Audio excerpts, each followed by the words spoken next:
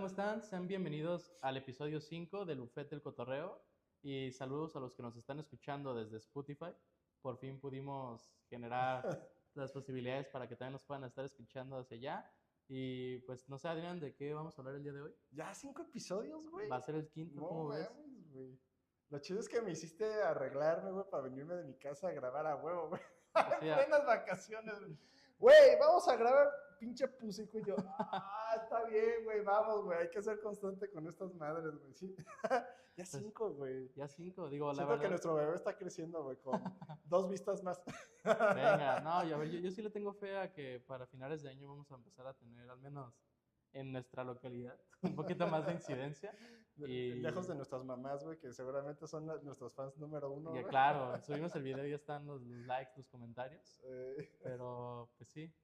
Sí. ¿Qué tema traes? para Pues platicar hoy? fíjate que quería proponer contigo a lo mejor 2, 3 temitas. Uno, me intriga muchísimo conocer cuál es tu tema de investigación en tu maestría o doctorado. Ya estás. No, maestría, No, ¿verdad? como que no, tranquilo. En tu maestría, ¿qué te parece si abordamos un poquito este tema mediático sobre las implicaciones o los impactos sociales y políticos relativos al fuero? Hablemos sin juzgar, pero hablemos sobre el caso Cuauhtémoc y el desafuero, ¿no? La solicitud de desafuero. Y me gustaría proponerte también hablar un poquito sobre la discordante interpretación del Poder Judicial en torno a los elementos de procedencia de la suspensión de los actos reclamados cuando estamos frente a actos de naturaleza omisiva con efectos positivos, de una forma, digamos, generalizada, pero al mismo tiempo hablando de peculiaridades que nos darán sentido en nuestra argumentación. ¿Con ejemplos prácticos? Con ejemplos prácticos, pero buscando evidenciar que ni siquiera el Poder Judicial se pone de acuerdo con estas cosas. Claro. ¿Te late que nos hables de tu tesis? ¿Cuáles son los puntos relevantes? A mí me intriga muchísimo, güey. Sí, Seguramente claro el que sí. auditorio también, güey. Sí, pues vamos dándole. Para contextualizar, yo estudio la maestría en estudios fiscales en el CUSEA de la Universidad de Guadalajara y mi tema que elegí para mi tesis es el juicio de lesividad, pero en particular estoy analizando la constitucionalidad que la Ley Federal de Procedimiento Contencioso Administrativo del plazo que le da a las autoridades para promover juicios contra resoluciones que ellas emiten en contraposición con el plazo que se le dan a los particulares. Por ejemplo, si a ti, Adrián, llega el SAT y te finca un crédito fiscal, tú tienes 30 días para ir a juicio. Sin embargo, si la autoridad emite una resolución que te es favorable, que se dieron cuenta que se equivocaron, la ley les da la posibilidad de demandar la resolución, pero les da un plazo de 5 años. Ah, cabrón. Entonces, exactamente. ¿Dónde está la equidad, no? Exactamente, entonces es un análisis que va encaminado a estudiar la constitucionalidad en términos del principio de igualdad procesal, pero la idea es terminar con una propuesta de reforma para que en vez de darle 5 años a la autoridad, le demos 1 año. Esto para equilibrar de alguna manera la desigualdad procesal que se advierte de los 5 años que se le da a la autoridad y los 30 días que tiene el particular. O sea, Donnie para presidente. No Güey, digo, el día que sea presidente de la República, tú sí vas a ser mi secretario de Hacienda. excelente. La neta estaría padrísimo escuchar tus ideas de reforma fiscal y todo, cómo vas a mejorar la contribución y la recaudación de impuestos y que sea más efectivo y que la clase trabajadora deje de pagar o de sostener el país y sea la clase... Es que mira, es bien fácil y lo vimos, de hecho en mi maestría lo vimos, lo que hizo Francia para tener una buena economía o estabilidad fue aprovechar los impuestos indirectos. ¿A qué me refiero? El IVA, o sea, no nos peleemos ahorita con impuestos sobre la renta. El IVA que está en todas las operaciones o transacciones que hacemos de enajenación, ¿por qué no van con los comercios informales o vas a Obregón y compras zapatos? Porque estos negocios cuando tú llegas, audio escucha, a un local y te dicen que solo pago en efectivo, es porque no te está, es porque de seguro no están declarando todo el ingreso que ganan y qué es lo que tiene como consecuencia, no solo que no paguen impuestos sobre la renta, sino que no se les está pagando al fisco federal el IVA. Si hicieran facultades de comprobación para verificar solamente el IVA de todos los comercios o locales informales que no te aceptan pago con tarjeta, con eso tenemos para sostener este país, pero muchísimo tiempo. Voy a hablar desde la ignorancia y sobre la opinión personal del caso. Dale. No soy fiscalista, ¿ok? No tengo verdaderos conocimientos de la materia como para dar una opinión seria. Pero Pero, como decía Franco Escamilla, pero, me da la impresión que tener ese tipo de políticas impactaría no solamente a la generación de empleos, porque ahí voy, güey. Está bien, dale, no te interrumpí. Ahí voy. Porque si de por sí la informalidad de este tipo de empleados frente a quien contratan desde una forma irregular, ¿no? Es decir, van por destajos, van por metas semanales, es muy inconsistente ese tema. Me da la impresión de que si tuviéramos una política fiscal que atacara ese rubro como tal en concreto, estoy de acuerdo en parte, pero que realmente enfocara sus esfuerzos digamos, a bancarizar todo, o así, pues a bancarizar toda esa entrada de dinero y que tenga una trazabilidad, como tú lo dices en ocasiones, de pues todo el dinero en efectivo se pueda más bien desincorporarnos de la paga efectiva y que sea todo en electrónico para poder tener forma concreta de cómo regular esta materia tributaria. Me da la impresión que eso impactaría en el comercio como tal, o sea, que a lo mejor estoy diciendo estupideces, pero pues imagínate todo lo que representa mantener un trabajo informal o un negocio informal. Pero es que el tema es justo aquí donde pareciera que los que dirigen la política fiscal de nuestro país no están entendiendo. Los impuestos indirectos no es que el comerciante de su bolsillo te pague. ¿Qué es lo que pasa con el IVA? Oye, Adrián, te vendo mi celular a 10 pesos. Si yo te cargara el IVA, que es el 16%, me tienes que pagar 11.6. Entonces, eres tú, Adrián, el consumidor, el que me va a pagar el IVA. ¿Qué es lo que tiene que hacer el comerciante? Que te da el celular, me da los 11.6, yo me quedo con mis 10 pesos y ese 1.6 se lo entero al fisco federal.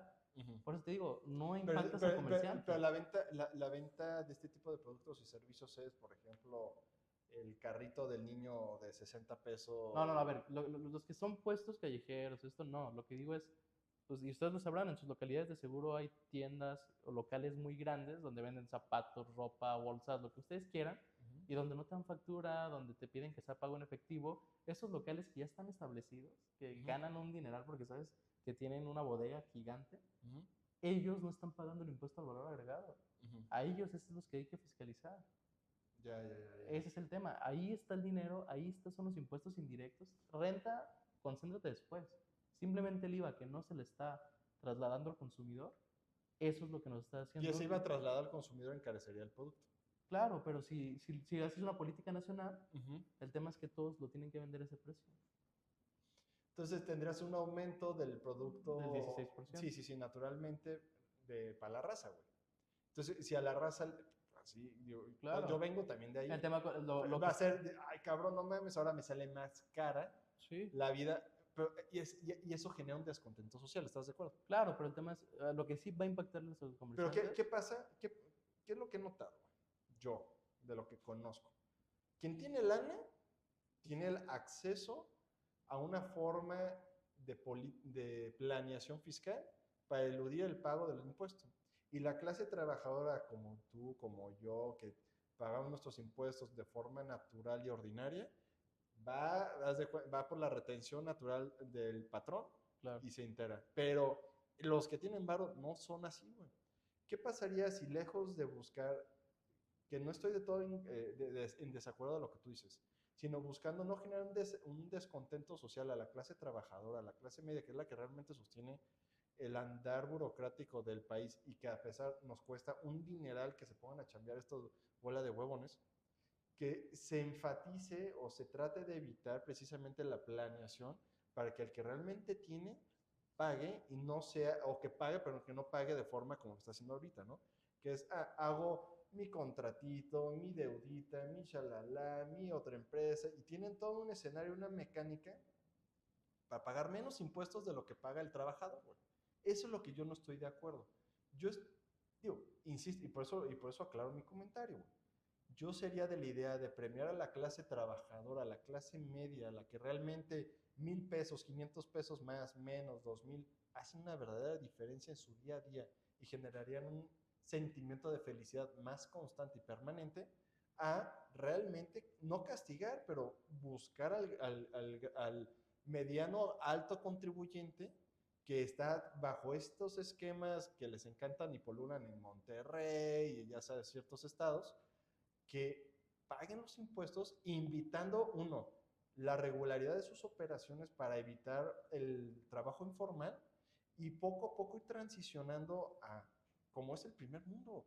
Tú vas a China, a Asia, Japón y demás, no hay efectivo, o sea, se maneja el efectivo, pero es la minoría. Si todo lo tienes bancarizado bajo los sistemas financieros ordinarios, entonces tienes una forma concreta de poder saber cuánto genera X y cómo está integrando sus impuestos X. Pero si todo lo mantienes en la informalidad y fomentas mucho el efectivo, da pie precisamente al comercio informal, da pie a que las personas con acceso a estos mecanismos que no son del tinte gris, ¿no? Llamémoslo así, porque no deja de ser una evasión fiscal, del tinte gris, puedan pagar menos impuestos que sus empleados, Sí, en porcentaje. el tema es, entiendo lo que dices, pero yo creo que, a lo que voy es lo siguiente. Al final del día, por ejemplo, alimentos no están grabados por el IVA, o sea, son tasa cero. Uh No -huh. pagas por, o sea, Sí, lo pero que te cobra un alimento. perdóname, pero estamos hablando, por ejemplo, los guarachitos de tu niña, o el juguetito tal, Dame o un precio. no sé, de unos guarachitos de tianguis que deben de costar 80 pesos, 50, 100 pesos, no sé. Sí, sí, sí. Ok, pero es a lo que voy. Si yo estuviera en campaña contigo, porque tú serías parte de mi equipo, mi mano derecha, Por ejemplo, sí buscaría primero focalizarme en entender cuál es el descontento social y buscar, sí, generar una recaudación activa, proactiva, pero, pero ahora sí como política de Robin Hood, no cargarle la mano a la clase media, güey. De veras, la clase media la tiene muy difícil. Pero ¿qué pasa si uno tienes una debida distribución de la riqueza, una correcta ejercicio del gasto público? Déjense de mamadas de la extrema burocracia y tener a 4 personas pasando un papel y cobrando un dineral, o sea, que el Estado sea eficiente y entonces que quien tenga o quien genere mayor riqueza sea el que realmente sostenga el país, güey. a lo mejor lo que se ha planteado también en la teoría es un impuesto a la riqueza, que los que más ganen más paguen impuestos, porque es como ese deber social. Y está bien, lo entiendo, pero creo que no son excluyentes las opciones. Al final del día, y te digo, si ahorita no tengo el dato del presidente, pero si tú vas al Aeropuerto Internacional de París, Francia, es Josep, fue un presidente por ahí de 1940, terminando Segunda Guerra Mundial, Francia devastada, o sea, con los gastos que generaron la guerra. ¿Qué es lo que sucede? ¿Cómo recuperas el país y cómo generas esta bonanza y esta prosperidad? Con los impuestos indirectos. El tema es, aquí ya creo que ya no solo es recaudación, Adrián, porque yo no creo que si nos enfocamos en un impuesto como el IVA, mientras estuviera bien enfocado a los servicios y el servicio público que tiene que estar destinado, ahí realmente veríamos una mejora.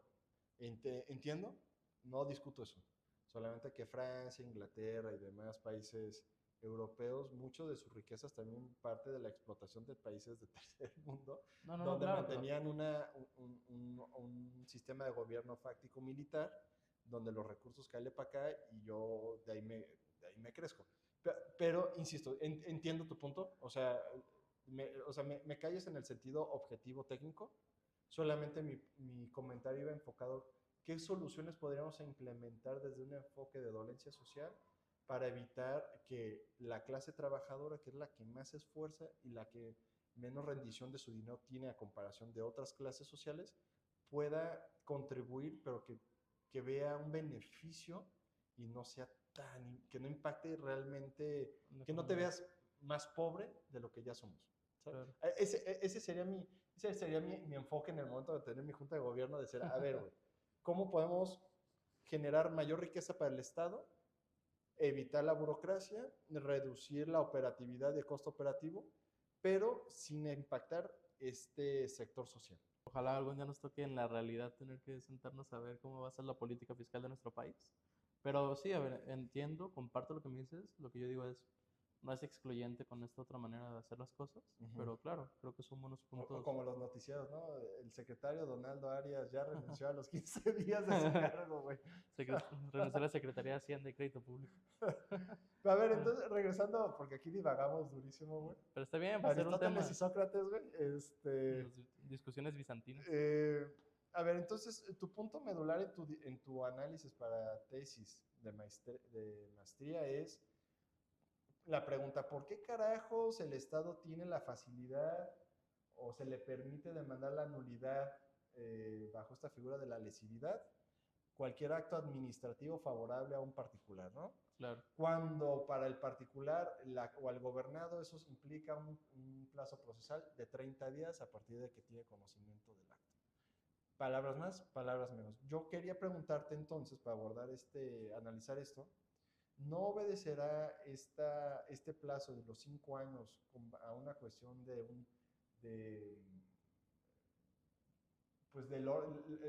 esta visión de orden público e interés social, de evitar que porque el Estado es bruto o burdo en su funcionamiento, pueda generarse, por tener el mismo plazo, los 30 días,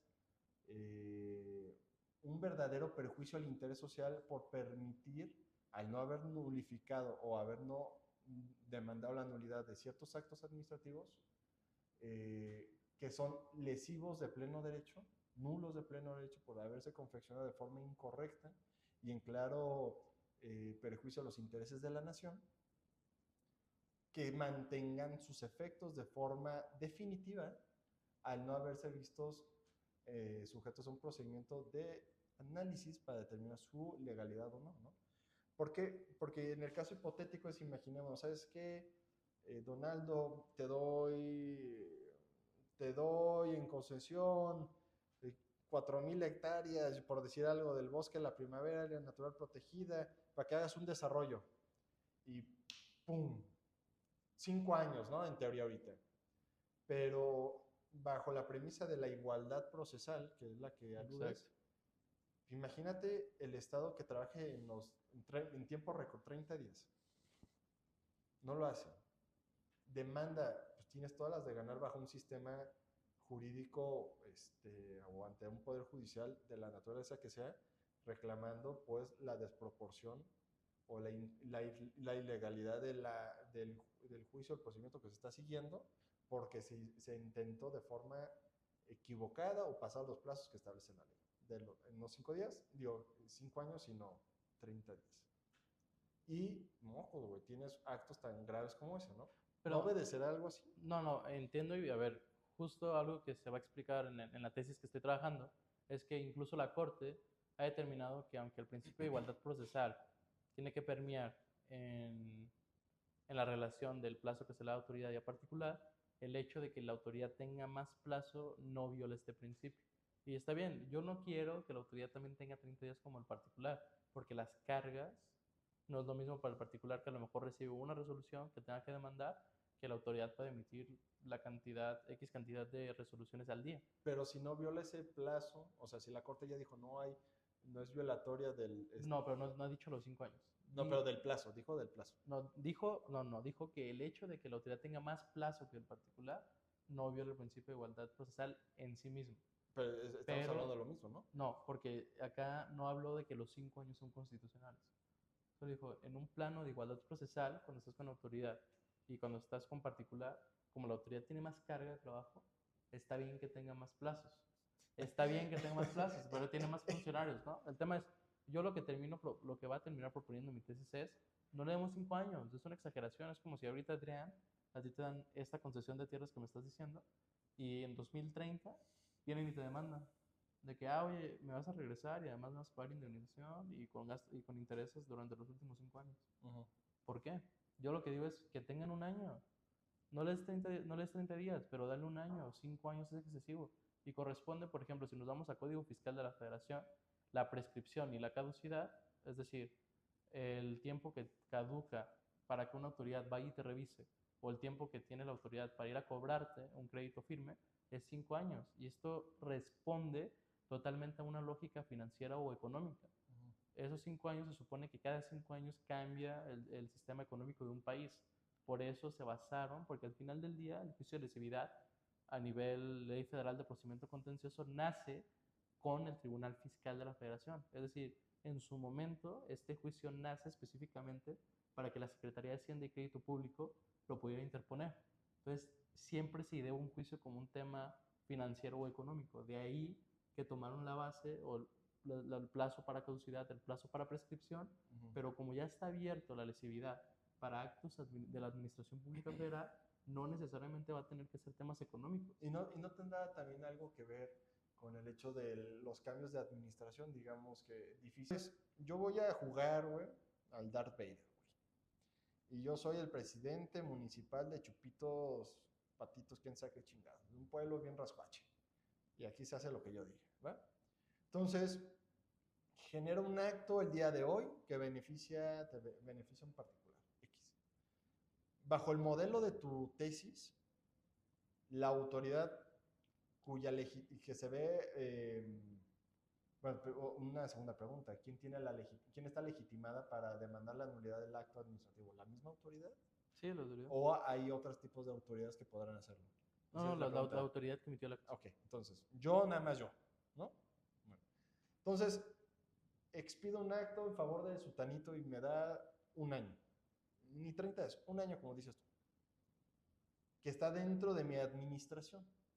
Y evidentemente, porque hay contubernio, hay acuerdo, no lo voy a hacer. Y así un sinfín de actos. Inmediatos. ¿Qué onda? ¿Cómo, o sea, llega la nueva administración y dice, vi esta bola de pendejadas y no puedo hacer sobre ella absolutamente nada porque no se accionó el juicio de lesividad dentro del año que establece la ley? Esa es la pregunta que me gustaría, a lo mejor no me respondes ahorita, porque tampoco es justo incorporarte una problemática que a lo mejor no está del todo permeada en tu Pero análisis. es que incluso con los 5 años puede pasar. ¿Cuánto es el plazo que un gobernador dura en el cargo? 6, ¿no? 6 años. Si el primer año se pasa volviéndose loco, concediendo cosas de manera corruptible, Sí, claro. pues tampoco va a entrar en la siguiente administración sí, el plazo. pero ¿cuánto duran los El tema, municipios? entiendo lo que dices y que creo que es un gran contraargumento lo que yo estoy proponiendo, pero creo que tiene que prevalecer el principio de igualdad procesal. Entonces, solo porque pudiera ser que otra administración se dé cuenta de la corrupción que hay o que pudo haber en la administración pasada, solo por eso tenemos que afectar al particular y que la autoridad tenga 5 años. Oye, ¿no sería, por ejemplo, estaría padre, güey, que dentro de tu análisis o que exploras el plazo de un año y entonces se incorporaba como parte de tu tesis dotar a las contralorías internas de los estados, quien correspondiera, que es un agente externo, un operador jurídico del estado, como un auditor, pero que establecer de forma una reestructura orgánica operativa para evitar que pase exactamente la preocupación que expongo ahorita. O sea, ¿estaría bien? O que se le diera legitimación no solamente a la autoridad cuya titularidad expide el acto en sí, sino que puedan las contralorías hacerlo de forma independiente y habiendo establecido dentro de su ley orgánica, evitar o incorporar las ideas necesarias para evitar que se excedan estos plazos para que no se demande la nulidad, en dado caso, o sea, porque no todo acto debe ser ilegal, ¿no? Claro. Pero en dado caso que existiera, que no se defrauden los intereses de la nación, ni se genere un perjuicio de importancia relevante, ¿no? Me parece buena idea y te la voy a acompañar con más para ver cómo sustento mi tesis. Yo estoy hablando de la Ley Federal de Procedimiento Contencioso, pero como tú sabes, cada una de las 32 entidades federativas tiene su propia ley de justicia administrativa. Y yo para sustentar la propuesta de reforma, porque no es la primera vez que se habla, esto en el marco teórico se habla de las tesis o trabajos que ya han evidenciado a nivel teórico la desigualdad procesal.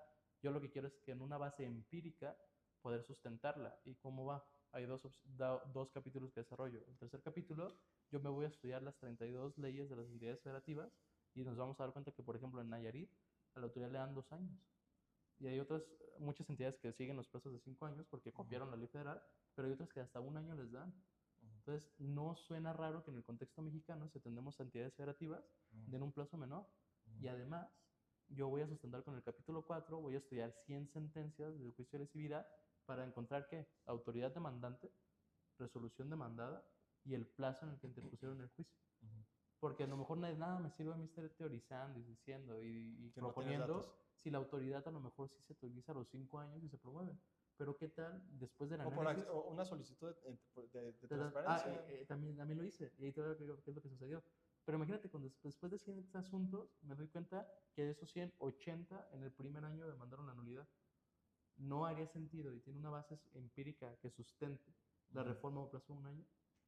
A lo mejor sí 20 se tardó en 5, pero en la realidad tal vez las autoridades sí con 1 o 2 años la hacen. Digo, mi hipótesis es que con un año, pero a lo mejor termino diciendo que 2. Y ahí te va, yo pregunté a las principales autoridades fiscales, porque es una maestría en estudios fiscales, IMSS, SAT, Infonavit, que me dieran los datos de los últimos juicios de lesividad que interpusieron dentro de los 5 años anteriores. Las respuestas del PNT me dijeron 0. Luego los 3 me citaron la misma jurisprudencia, que para fines teóricos y de cumplimiento para acceso a la información pública, que digan 0 no significa que concuerde con la realidad, sino que de la búsqueda rápida de sus archivos no encontraron y que 0 es una respuesta válida. Entonces, lo que te digo, hice mi tarea, Adrián. Bueno, ¿qué son tal, una mamada, güey. No o sea, esto que te estoy diciendo eso, va a ser mi examen con los sinodales para terminar siendo ¿y sabes qué es lo más triste? Que hay un criterio. O sea, dices que sí, te hay una hicieron- jurisprudencia que No dice que mames, para güey. efectos... Ese es mi gran problema con el Poder Judicial, güey. Que se sacan esas mamadas, güey. ¿Cómo es posible que permitas que la autoridad otorgue información? Puede que te le esté dando mal, ¿eh? Entonces no la hagas de pedo, güey. Pero yo te estoy cumpliendo. Y que luego tengas un Poder Judicial. No, sí, es que. ¿Cómo, güey? ¿Dónde está la verdadera garantía de acceso a la información y el derecho de petición contemplado en el artículo 8 constitucional? No mames, güey. Sí, pero eso sí, para la hora que se trate de bajarte los pantalones y esculcarte, ay, sí son bien pinches rudos, ¿verdad? Claro. No, O sea, y sí fue una reverenda jalada porque yo lo que hice fue que, oye, tú que eres la autoridad, dime cuántos para efectos de una investigación. Ah, 0. Pues no. No, son mamadas. Entonces, Perdón mi francés, pero es una grosería, es una falta de respeto a estos derechos que tenemos contemplados, y no solamente el derecho del gobernado como tal, sino la de la ciudadanía. la seriedad que se le da al tratamiento de una solicitud de esta naturaleza, digo, no he leído la jurisprudencia, en teoría no debería emitir una opinión de valor, pero ¿cómo es posible que permitas que la autoridad, en razón o en tratándose de información general o de estadística, se le permita darte información equivocada o no completamente fidedigna a la realidad, güey? Claro. ¿Pero por qué, güey? ¿Cuál es el fin legítimo? No lo hay. Es a lo que, güey. ¿Cuál es la verdadera finalidad legítima de permitirle al Estado proporcionar información de forma equivocada o anticipadamente decirte no es del todo correcto lo que te estoy dando? Lo que yo entendí y que está terriblemente mal a mi parecer es que se permite porque si no cumplen, entonces sancionan. Entonces, para evitar que te multen, contesta y si contestaste todo bien. No, está mal, por eso digo, no persigue, es lo que te dije. No persigue no persigue una finalidad legítima, no. ¿Cuál es el bien jurídico tutelado del derecho de petición? Que el acceso a la gobernado, información tras haber ingresado su solicitud de forma coherente, respetuosa respetuosa y por escrito, a la autoridad, sí, ella entonces proceda conforme a los lineamientos que establecen las leyes especiales de contestación a lo que le está requiriendo el gobernado. Es una obligación del Estado dar contestación, respuesta y atender de forma puntual lo que nosotros les solicitamos. Esos perros, güey, viven gracias a nuestras contribuciones y están y serán siempre obligados a hacer valer la Constitución y obedecer al pueblo, o sea, a los intereses del pueblo. Si el pueblo, tú gobernador es el pueblo, si le estás pidiendo información relacionada con aspectos de interés social, no estamos hablando de situaciones de seguridad nacional, otras cuestiones que pueden estar reservadas o restringidas, no, son situaciones de interés social, porque a mí me interesa saber si la bola de cabrones de la administración anterior o de la actual están o no emitiendo de forma favorable o desproporcionada actos administrativos que reprochan un perjuicio al orden jurídico como tal y con ello un perjuicio al interés social. yo estoy interesado en saber es información que no tienes por qué negarme.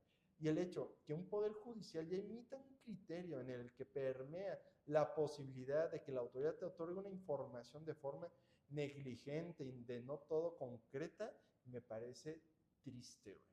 La verdad es, no encuentro una sola justificación y los leo en los comentarios, que alguien me explique cuál sería, bajo este esquema de análisis, la justificación de permitirle a la autoridad otorgarte de forma equivocada. No, güey. Y que el Poder Judicial Federal convalide eso, güey. Ya lo saben, si quieren un cambio, voten por Adrián No, para pues yo no juez estoy. en 2027. Yo no Estamos, estoy. estamos preparándonos para 2027, Yo no Adrián. estoy. Yo no estoy. Por cierto, queja, ¿eh? ¿Cómo es posible que los tribunales de Oaxaca, güey, no tengan. Ya vamos a sacar nuestras frustraciones de la semana. Un paréntesis para que se den una idea del juicio de amparo, negativa de suspensión provisional, recurso de queja, una queja de horas, recibe el tribunal colegiado y la respuesta es: lo vamos a sesionar regresando de vacaciones. ¿Dónde carajo está el tribunal? De guardia. Contexto. Estamos grabando miércoles de Semana Santa. Esa fue información que me dieron el martes, el día de ayer, que era día hábil. Claro. Y Y dijeron hasta el lunes. Y me dijeron de muy buena fuente que no había magistrados. Para guardia. No, ya se habían ido de vacaciones desde el lunes, güey. Pues claro, Adrián. ¿Pero cómo? No, está muy mal. La verdad es que está terrible. No mames, güey. ¿Cómo es posible? O sea, ¿dónde está la seriedad de la función jurisdiccional? Para sus pinches amparos mamones de, hey, sí, la reforma judicial, muy duros, güey. Pero a la hora de responderle al usuario, al quejoso, y ser garante de los derechos que constitucionalmente tenemos reconocidos y salvaguardados tanto en la Constitución como en las convenciones, claro, es tener una respuesta de me voy de vacaciones, no estoy chingando, me fui de protesta, solamente hay amparo para uno. O sea, yo no me estoy quejando de que hay vacaciones, no estoy diciendo eso. Lo que estoy diciendo es que en el momento que se reparte el ciclo vacacional o los periodos vacacionales, los tribunales, juzgados y demás, redistribuyen las cargas para decir, ¿sabes qué? Yo me voy de vacaciones, entonces se queda mi sutanito perenganito de guardia para que siga existiendo un operador jurisdiccional apto para en el momento que el gobernado acceda al juicio de amparo con medio de defensa, güey. Y entonces un tribunal colegiado de guardia, pues mientras los demás están en su periodo de vacación, que están bien, güey. Eso ni siquiera es punto de discusión. Pero debe haber un tribunal colegiado en guardia, güey. En guardia. Y no los hay, güey. No puede ser que un recurso de queja recibido, que tienen horas para resolverlo, o sea, vaya, una vez que lo recibe el colegiado, tienen 48 horas. Tienen 48 horas y salen con esas mamadas, güey. Otro tema que quería hablar contigo es, ¿qué onda con el fuero? Okay. Preguntarte por qué se ha politizado demasiado el fuero y por qué ha permitido el abuso del fuero constitucional. Quiero aclarar que nuestro comentario no descalifica o atenta en contra de alguna persona, o sea, solamente vamos a hablar del tema Cuauhtémoc porque es lo que ahorita está en boga. Ni sé si es culpable, ni me interesa, y tampoco significa que no le crea o desacredite lo que la víctima está en este momento diciendo. Es un ejemplo, es una situación ejemplificativa solamente para traerlo a colación. No son los sujetos los que están en discusión, sino la situación en sí, ¿ok? El caso es el siguiente: hay una mujer que lo acusa de un delito, muy bien. La Fiscalía de Morelos, no me recuerdo, está iniciando o está integrando la carpeta de investigación. Se hace un desanfarrancho porque se promueve o se solicita a la Cámara de Diputados desaforar a Cuauhtémoc por su probable responsabilidad en la comisión de algún hecho delictuoso. Esos son los hechos. Se vota y dice, no hay elementos suficientes.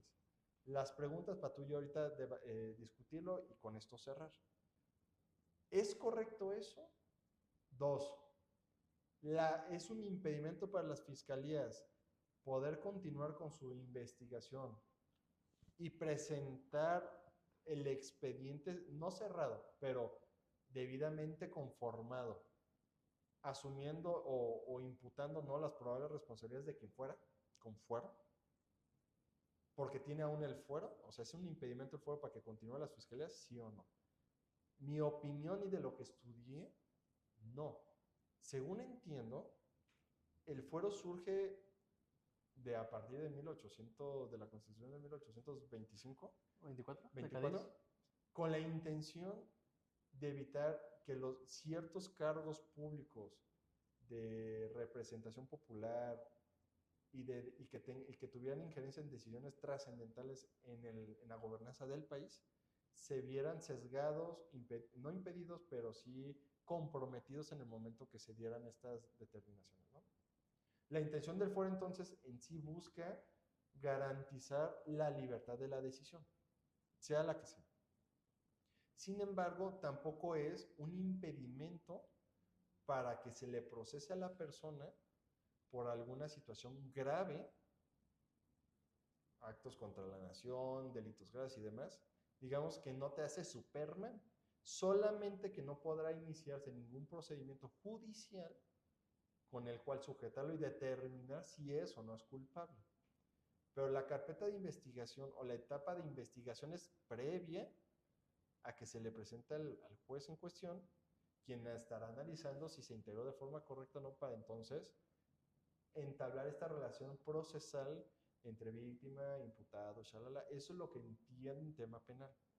Entonces, para dar mi respuesta es, el hecho de que Cuauhtémoc tenga fuero no implica que la fiscalía no pueda continuar con su investigación. Correcto. Al contrario, una vez concluida debería entonces de volver a presentar la solicitud por haber encontrado posibles elementos y entonces se desafuere o se desincorpore de su esfera la protección y pueda verse vinculado sujeto a proceso y se determine ya por un juez o jueza si es o no es culpable. Entonces, el hecho de que si va a participar o no va a participar, o va a comparecer o no va a comparecer a la carpeta de investigación, mientras no exista proceso penal, es irrelevante. No, pero, a ver, por ejemplo, y me voy a aventar los comentarios que siempre tengo contra la 4T. Primero que nada, recordar que Cuauhtémoc Blanco fue el crack del América y crack del fútbol. Y Yo al le voy parecer... a Cruz Azul. No es cierto, no es mentiroso. Yo le voy a Cruz Azul, güey. No sé eso. Pues sí, güey. No mames, ni jamás me habías dicho que le vas a Cruz Azul. Pues sí, Güey, cabrón. 3 años conociéndote y no sabía que eras chemo. Pues, mijo, pues. Ok, bueno, o sea, sí, al menos no güey. eres americanista, pero bueno. Ni jugando fútbol, ni con todas las patadas lo tumbaba. Y al parecer, ahorita en la Cámara de Diputados, ni con todas las denuncias lo tumban. Y, no, qué mal, güey, no, qué mal. Pero bueno, el punto es, pareciera que hay una capa de impunidad, porque si tú eres de la 4T, automáticamente hay un manto protector y no vas a poder desaforarte. ¿Y a qué me refiero? Contestando tus preguntas, ¿es correcto o no el fuero? Creo que la finalidad es válida, porque al final del día, si eres un servidor público, tienes que acabar tus funciones. No es impedimento para que la fiscalía siga integrando la carpeta de investigación, y si no se puede con el juicio de procedencia o el juicio de desafuero, entonces, una vez que termine el cargo Cuauhtémoc Blanco como diputado, si Morelos, la Fiscalía de Morelos, tiene los elementos para todavía enjuiciarlo, entonces presentará su denuncia formal ante el juez de control para un auto de formal imputación. Entonces, yo lo que diría es, yo creo que por más que siga integrando la carpeta de investigación la Fiscalía de Morelos, con los 291 votos a favor, que son avasalladores, por lo que la cantidad de morenistas que hay en la Cámara de Diputados, va a ser difícil que mientras esté en su encargo Cuauhtémoc Blanco tenga cargos o se pueda proceder, porque no lo van a desaforar. Pero habrá que darle seguimiento a este caso para saber si una vez que acabe su periodo, su mandato como diputado, si se va a proceder en su contra o si Morena ya tiene toda la injerencia para que ni siquiera aún saliendo se pueda proceder. Duda. ¿Dónde está la perspectiva de género? Ah, No, claro. sí, no, ¿dónde queda esa perspectiva de género? ¿Dónde quedan los derechos de la víctima? Porque, ojo, es víctima desde que presenta la denuncia y hasta en tanto se acaba el proceso judicial donde se determina si la otra persona es culpable o no. Pero no pierde la calidad de víctima. ¿Ok? ¿Dónde quedan los derechos de la víctima frente a estas figuras? Porque cuando para unas cosas sí se quiere aplicar en un sistema jurídico nacional la perspectiva de género, la igualdad, la inclusión, un sinfín de cosas. Sí. Pero para esto, cabrón, ahora resulta que siempre no somos tan de Es, de- izquierda. es a lo que voy. Por ejemplo, Claudia Sheinbaum, su típica frase al inicio de su periodo, en septiembre pasado, o en octubre, fue, llegamos todas, haciendo referencia a que las mujeres Pero güey, llegaron. hay que también tener No, cuidado con no, la denuncia falsa. pero espérate, No. Es que si hubiera pasado un diputado del PAN, del MC, de cualquier oposición, claro que lo desafueran, pero así. Pero, a ver, Lo que voy es que a Morena le conviene y llegaron todas cuando quiere. Pero si es en contra de un diputado de Morena, entonces necesitamos las pruebas creo suficientes. que al momento de emitir nuestra opinión, debemos hacerlo sin asumir que podrá haber otros eventos y se estaría resolviendo de esa forma. Yo a lo que quiero llegar es lo No, siguiente. es que lo digo porque hay otros procedimientos en contra de otras personas que son oposición Ujú. y a eso sí están entrando esos procedimientos. Yo a lo que quiero llegar es en el tema del fuero y aclarando que solamente hablábamos de este aspecto porque era algo ejemplificativo. Yo lo que quiero pensar es, si una persona es culpable de algo, tiene fuero, y se vota para no desaforarlo, a sabiendo o con evidencia contundente de su culpabilidad o participación, ¿no vuelve al resto de votantes cómplices? Sí, claro, pero ahí te va. Yo lo que pienso del fuero es, el fuero no significa impunidad, el fuero significa retraso judicial.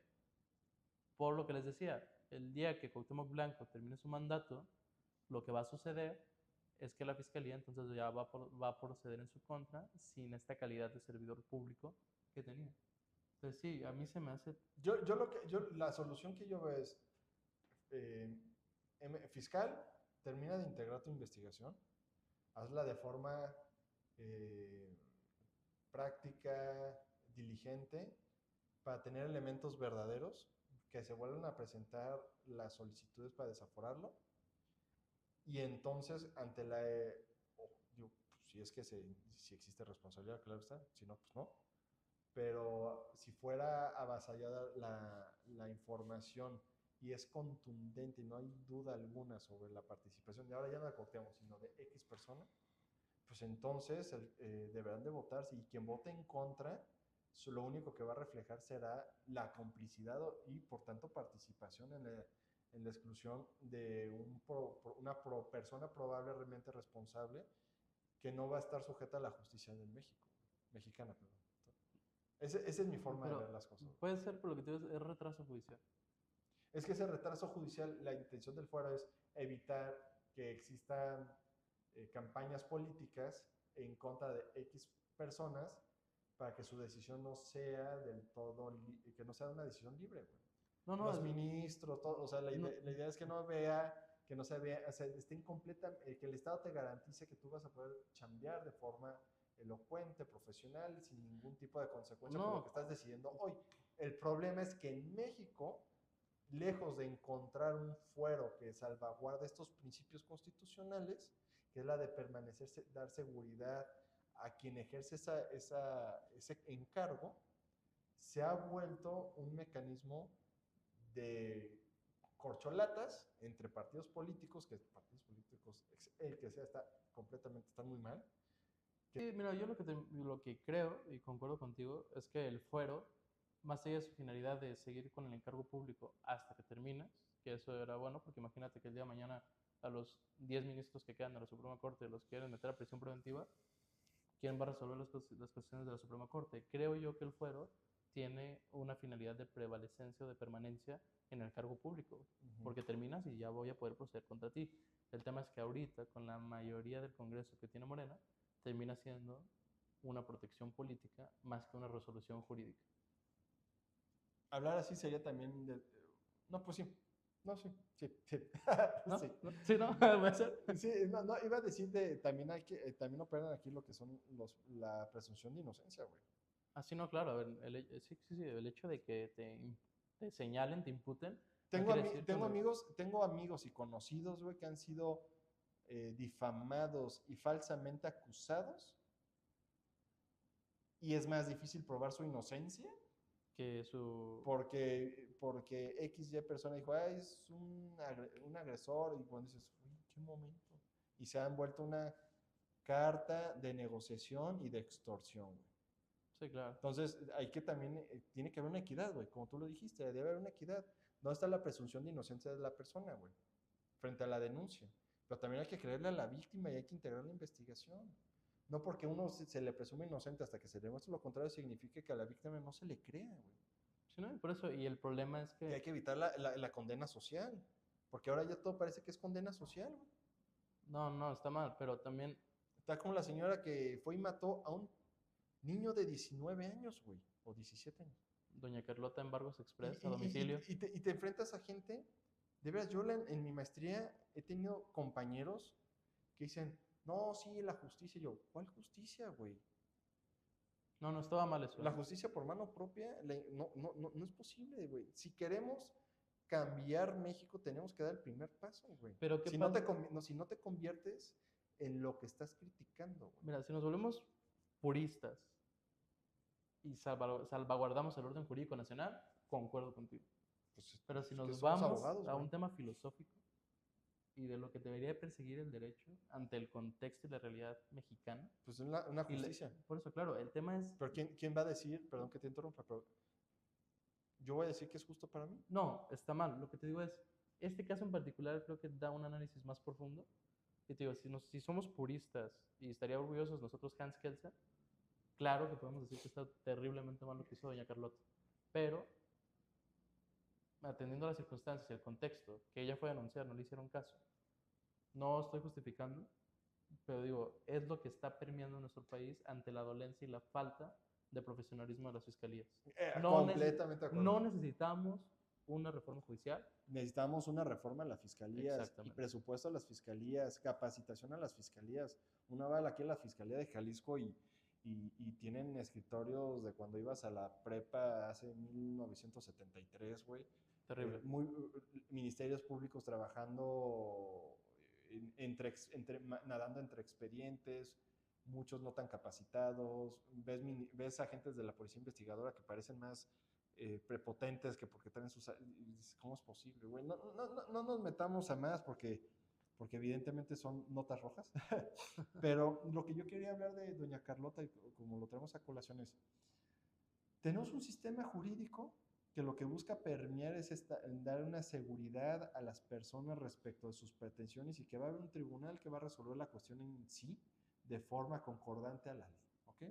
Si esta persona, doña Carlota, fue a la fiscalía, güey, a denunciar la invasión o el despojo de su propiedad y no resultó en algo favorable para ella, ahorita yo quiero aclarar, desconozco cómo se planteó la denuncia, desconozco Claro. si demostró la propiedad, güey, desconozco un sinfín de aspectos sustantivos de relevancia para determinar responsabilidades, pero suponiendo, sin conceder, güey, que todo estuvo bien, güey, quien hizo mal fue la fiscalía por no hacer caso. Eso bajo No justifica el no asesinato. justifica No. el asesinato de absolutamente nada. Y no solamente de ese. Hay un niño, un menor de edad. Sí, pero también, y porque se plantea muy amarillista, un niño de 19 años, sí, pero salieron fotos de que en sus redes sociales salía presumiendo armas de fuego y poniendo corridos bélicos. El tema es que Entonces, aunque tuviera 19 años, salía presumiendo que tenía por armas eso, y que él las podía. por- Y por- que una viejita de 80 años vaya y al primero te da un headshot, Ujú. te da a entender que entonces, ¿qué está pasando en nuestro país? Claro, entonces, pero es a lo que voy.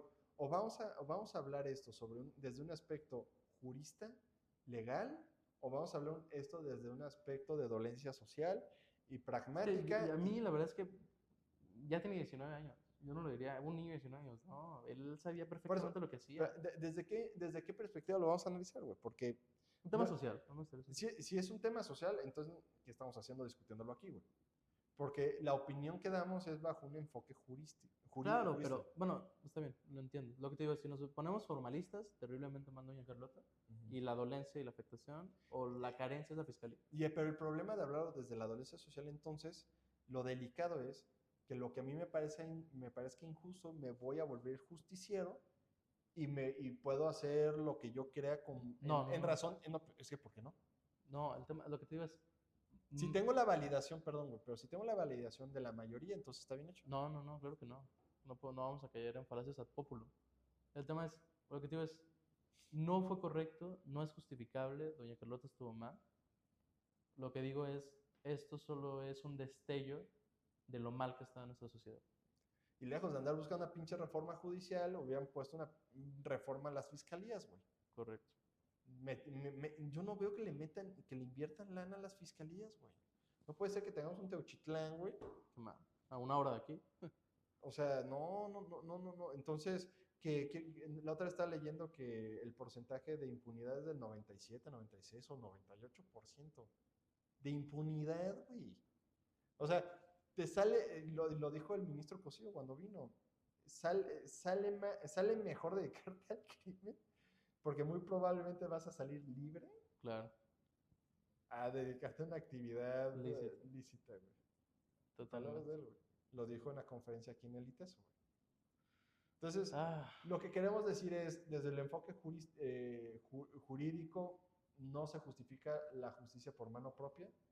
Hay una dolencia, hay una falta de integridad y funcionamiento concreto de las fiscalías, es evidente. A mi buen amigo, al comandante Hernández, le acaban de robar el de los supercívicos. Le invadieron un predio, asumo que es su predio, porque pues también no podemos aseverar algo que no nos consta, pero asumo que es su predio, y que dices, oye, ¿cómo es posible que están estas invasiones, no? Y que se tengan que viralizar para que la autoridad se ponga a hacer las cosas. No, güey. Tú pagas impuestos y tú le exiges al Estado que se ponga a trabajar, güey. Y no es posible, no es admisible, bajo ningún aspecto, que exista esto y que quede impune, güey. Pero no me puedo yo cobrar por mano propia, güey, porque entonces yo también me vuelvo en el delincuente del que me estoy doliendo, güey. Y entonces regresamos al estado de naturaleza, y entonces el derecho carece de sentido, y entonces la ley del más fuerte. Regresamos a la barbarie. Y... La ley del más fuerte, güey. Exactamente. Si yo traigo mi AK-47, güey, pues ya todos me obedecen, ¿verdad, güey?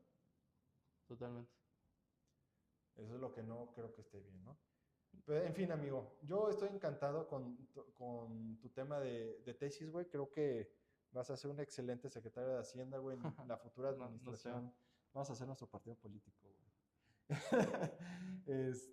Creo que me da gusto que tengas un tema de esa naturaleza, de ese interés, que generen posturas contradictorias, no con el fin de imponer criterios, sino con la intención de escuchar y de tener pluralidad en la opinión, güey. Creo que es lo valioso.